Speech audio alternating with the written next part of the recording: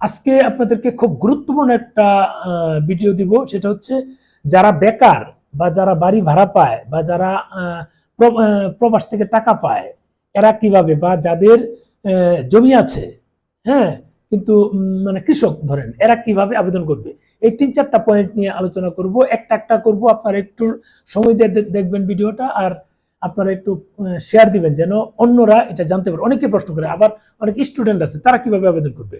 এই বিষয়গুলো একটু শেয়ার দিবেন, আপনাদের সবার কাজে লাগবে, বা আপনাদের টাইমলাইনে দিয়ে রাখলে পরবর্তীতে আপনাদের বোঝা সুবিধা হবে। আমি এখন বলছি, আপনাদের কাছে মনে হবে এটা তো অ্যাজ ইউজুয়াল, পানির মতো সহজ, কিন্তু পরবর্তীতে দেখবেন যারা কি জানি ছিল, আমি তো ভুলে গেলাম। এটা আমাদেরও হয়। সেক্ষেত্রে আপনাদেরকে বলবো শেয়ার দিয়ে রাখেন। বিষয়টা হচ্ছে যে আপনি যদি বেকার হন কি করবেন, কয়েকটা টেকনিক্যালি প্রশ্ন করবো। আপনার বয়স 35 কিন্তু বেকার, বা 30 বেকার। এখন বেকার হলে আপনার কাজ হচ্ছে, আবার অনেকে বলে যে আমি তো রেমিটেন্স পাই, মানে অনলাইনে কাজ করি, সেগুলো অনেকে বলে। আপনি যদি বেকার হন তাহলে কি করবেন, এই বেকারটা আগে বলি। যদি 30-35 বছর বয়স থাকে, আপনি যদি বেকার হন কিন্তু টাকা আছে পর্যাপ্ত, তার মানে বুঝতে হবে আপনার অন্যভাবে কোনো ইনকাম হয়। ওই ক্ষেত্রে আপনি একটা টেকনিক্যাল একটা ট্রেড লাইসেন্স করে ফেলবেন। আপনি যে ট্রেড লাইসেন্স করছেন তার আগে বাড়ি বাড়ি গিয়ে খোঁজ নিবে না। যদি গ্রামে থাকেন, ইউনিয়ন থেকে একটা ট্রেড লাইসেন্স করে ফেলেন। আর যদি শহরে থাকেন, তাহলে একটা থেকে ট্রেড লাইসেন্স করে ফেলেন, যত শর্টকাট করা যায়। এটা একটা অপশন। কারণ বেকারদের তো মানে পরিচয় দিতে হবে আপনি বেকার, তাহলে আপনি ঘুরতে যাবেন কি করে, কিন্তু আপনার তো টাকা আছে, এটা তো ওরা জানে না। মানে একটা ওয়ে দেখাতে হবে, এটা একটা হতে পারে। যদি কারো জমি জমা আছে কিন্তু কৃষক, বা জমি থেকে প্রচুর ফসল পায়, তারা কিভাবে আবেদন করবে, তাদের তো পেশা দেখানো যায় না। কৃষক তো একটা পেশা, কিন্তু এই কৃষকটা বোঝানোর জন্য কি করবে, তখন জমির পর্চা দিবেন। জমির যে পর্চা আছে, ওই পর্চাটা আপনার ফটোকপি করে সাথে দিয়ে দিবেন। তাহলে কিন্তু তারা বুঝবে যে আপনি কৃষক, কৃষক হিসাবে আবেদন করবেন। করে জমির পর্চা দিয়ে দিবেন। পর্চা দিয়ে দিলে আপনাদের সুবিধা হচ্ছে, তখন তারা ক্লিয়ার হবে যে না, এই ব্যক্তি কৃষক। তবে আবার এটা করেন না যে আপনি স্মার্ট একজন লোক, খুব একটা সানগ্লাস পরেন, বা দেখতে অনেক স্মার্ট, আপনি কৃষক দিয়া ওই আবেদন করে ফেললেন, তখন আবার জামালে পড়বেন। এই ক্ষেত্রে দেওয়া যাবে জমির পর্চা কোনটা জানেন? এই স্মার্টের ক্ষেত্রে বলবো যারা বেকার। এই যে আবার বললাম যে বেকার, কিন্তু বেকার বলতে কি কোনো কিছু করে না, এটা বেকার হিসেবে আমরা ধরে নিই।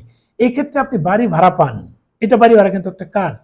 অথবা দোকান ভাড়া পান, এটা কিন্তু একটা কাজ। অথবা অনেকে আছে যারা রাজনীতি ব্যক্তি, তাদের একটু গায়ে লাগবে, যেমন আওয়ামী লীগের সময় এই টাকা পাইতো, করতে হয়তো তারাও জানে, কোনো কিছু করে না।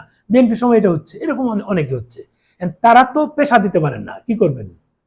তার তো বললাম যে আপনার একটা ট্রেড লাইসেন্স করে ফেলেন, তাহলে ঝামেলা শেষ। অথবা আপনারা এই ক্ষেত্রে আপনাদের জমির পর্চা দিয়ে দিবেন, আপনার কিচ্ছু করার নেই, আপনি স্মার্ট লোক, মানে গ্রামের না শহরের দোকান ভাড়ার, অথবা বা একটা ডিড দিয়ে দেবেন, চুক্তি দিয়ে দিবেন। আপনারা যে দোকান ভাড়া পান সেই চুক্তি দিয়ে দিবেন, চুক্তিপত্র দিয়ে দিবেন, নিশ্চয়ই চুক্তিপত্র থাকে। অথবা আপনাদের ভাড়াটিয়া আছে, তাদের একটা চুক্তিপত্র দিয়ে দিলেন, এরকম দিলে হয়ে যায়।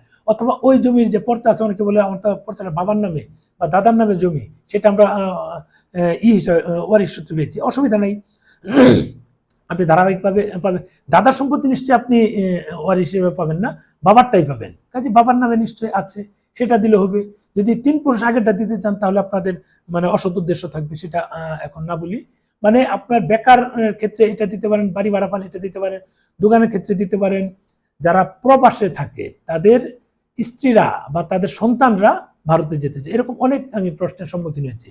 তাদের ক্ষেত্রে আমি বলবো আপনারা যে রেমিটেন্স পান, ওইরকম একটা অ্যাকাউন্টেরই ব্যাংক স্টেটমেন্ট দিবেন। একটা গেল আপনার বাবা যে প্রবাসে থাকে, পাসপোর্টটা, এবং তার যে ভিসার কপিটা, বা ওই দেশের যে রেসিডেন্ট কার্ড আছে সেই কার্ডটা, বা ওই দেশে চাকরি করে একটা জব নিশ্চয় আছে, ওরকম ভিসা এবং যে কাগজপত্রগুলো প্রমাণ করার জন্য প্রবাসে আছে, সেটা দিয়ে দিবেন। তাহলে কিন্তু এটা আপনার এই পেশাগত প্রমাণ দেওয়ার ক্ষেত্রে আর কোনো প্যারা থাকবে না, সহজ হিসাব।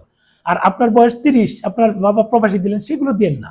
আপনি 30 নিশ্চয়ই আপনার এখানে অ্যাডাল্ট, আপনি কিছু করে খাওয়ার মতো অবস্থা।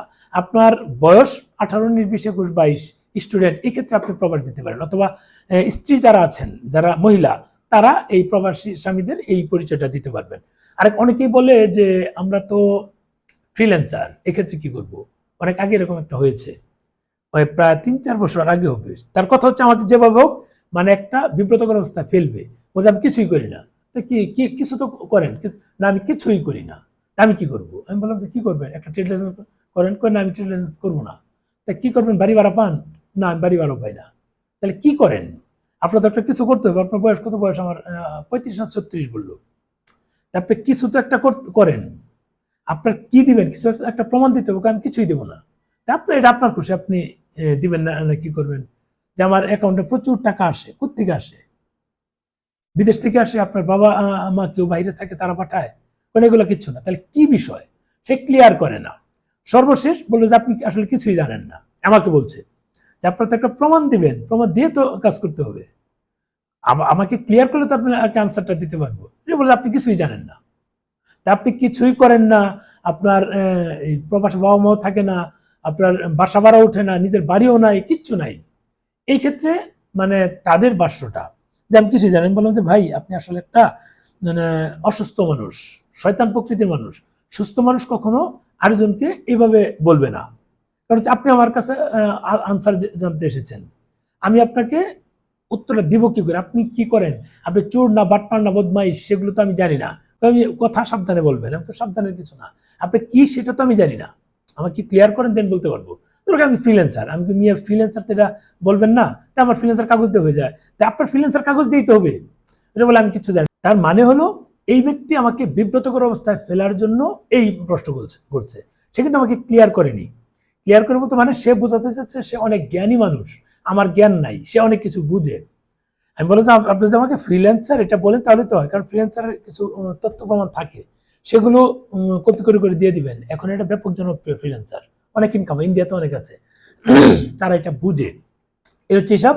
আর আরেকটা হলো যে যারা মানে এই কি বলে যে মানে স্টুডেন্ট কিন্তু বয়স 26-27 মাত্র আছে, মানে চাকরিও করছে না বা মাত্র পড়াশোনা শেষ হলো, তারা কি করবেন? বা 25, এইসব ক্ষেত্রে কিছু কিছু টেকনিক্যালি কাজ করতে হয়।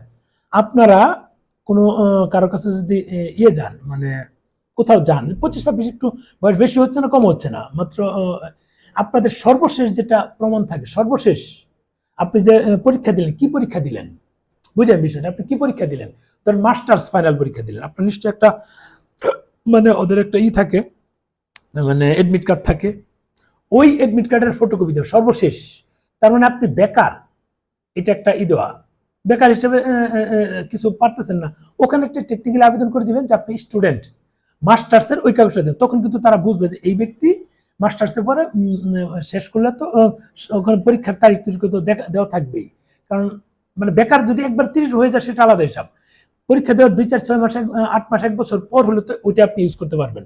তখনও তারা বেকার হিসেবে বুঝতে পারবে যে এই ব্যক্তি বেকার, তো এই ব্যক্তি লাস্ট পরীক্ষা দিল। এই ব্যক্তির ক্ষেত্রে মানে পেশা হিসেবে স্টুডেন্টটাই যায়, তারা কিন্তু এটা পজিটিভ নিবে। যদি এমন কোনো নিয়ম নাই, পজিটিভ নিবে, তখন কিন্তু আপনার ভিসা মানে মিস হওয়ার সুযোগ থাকবে না। তারা তো মানুষ, তারা তো বুঝে বাংলাদেশের যে হাবভাব, ভারতের হাবভাব, কারণ আমাদের চাকরির বাজার খুব কঠিন, চাইলে হয়ে যায় না, এই হিসাব কিন্তু তারা পজিটিভ নেয়। এখন বলুন যে আমি কি আপনার সাথে কথা হয়েছে সেটা আর বলবো না, সেটা কথা হয় না হয় সেটা আপনাদের জেনে বুঝে লাভ নেই। যাই হোক, এখন যেহেতু এই মানুষগুলোর ক্ষেত্রে আচ্ছা আরেকটা একটু বলে দেই, মানে অনেক মহিলা থাকে তাদেরও ভাড়া ওঠে, মানে স্বামী পরিত্যক্তা, তাদের কোনো পেশা নাই, তারা কি করবে? স্বামী নাই বা পরিত্যক্ত অবস্থায় আছে বা ছাড়াছাড়ি সেপারেশন হয়ে তার বাচ্চা কাচ্চা আছে, তারা কি করবে? এদের ক্ষেত্রে খুব কঠিন একটা কাজ। আপনার যে ডিভোর্স হয়েছে সেরকম কোনো যে কাগজ থাকে, সেই কাগজটা আপনি পেশায় দিয়ে রাখবেন। তখন কিন্তু একটা পজিটিভ নেই। কিরকম পজিটিভ নেই? কারণ ডিভোর্স হয়ে গেলে কিন্তু মেয়ের একটা আর্থিক একটা সাপোর্ট পায়, এটা পজিটিভ হিসেবে যায়, আর্থিক সাপোর্ট পায়। অথবা আপনি তো ওখান থেকে বেরোতে কিছু একটা করেন, আপনার যদি ডিভোর্স হয় তাহলে বাবা ওই কাগজটা সাথে রাখবেন, বাবা অথবা মা অথবা ভাইয়ের কোনো পরিচয় আপনি দিবেন, আর ডিভোর্সের পেপারসটা দিবেন, তাহলে তারা বুঝবে, হাইকমিশন বুঝবে যে এই মহিলা তো ডিভোর্সি, তার বাচ্চা আছে আছে, তার মানে তো ডিভোর্স হলে তো স্বামীর বাড়ি থাকতে পারবে না। নর্মালি তারা বাবার বাড়িতে গিয়ে থাকবে, বাবার বাড়িতে থাকলে বাবা বা ভাই বা বোন বা মা তাদের উপর ডিপেন্ড করতে হয়, তাদের কোনো পেশার প্রমাণ দিলে তখন হয়ে যাবে, বয়স 35 হোক 40 হোক সমস্যা নেই। এইসব হচ্ছে বিষয়। আশা করি এই ভিডিওটা সবার কাজে লাগবে। অনেকেই এরকম প্রশ্ন করে থাকে, মানে মানে একটানা তো কারোর সঙ্গে লিখে লিখে উত্তর দেওয়া যায় না। এই ভিডিওটা প্লিজ শেয়ার দিয়ে রাখবেন, অনেক মানুষের কাজে লাগবে।